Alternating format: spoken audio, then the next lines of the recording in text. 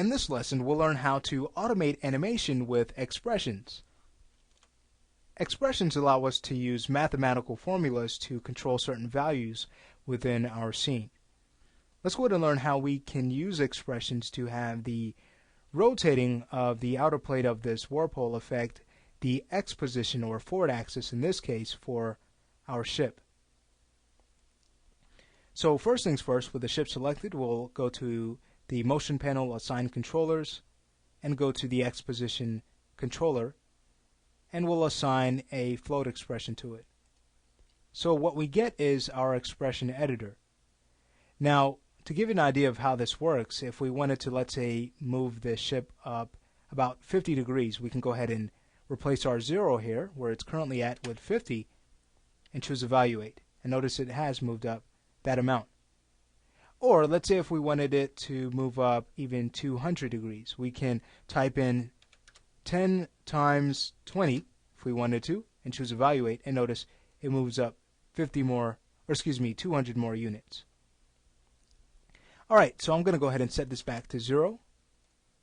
Now, let's go ahead and learn how we can tie our rotation Z of this spinning plate to affect our ship.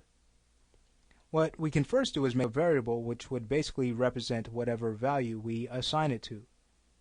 So let's call this vacuum, so we know that this variable is going to be assigned to the spinning axis of this plate.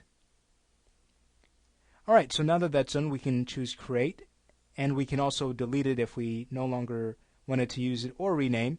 But something important to keep in mind, if we delete or rename it, we want to make sure that we make those changes in our expression editor. Otherwise, the expression won't work. Alright, so let's go ahead now and assign it to the rotation Z controller. So we'll find our warp shell outer, transform, rotation, and choose the rotation Z. Now watch this. If we were to type this in the expression editor, vacuum, and choose debug first, what that's going to do for us is show us a number of things. One, that the expression actually works, and also two, it's going to show us the effect that it makes on our object as we scrub through time. So I'll go ahead and close this out, and we can now go ahead and evaluate this. And as we scrub through the animation, we can see that this shell is actually now affecting the position of our ship.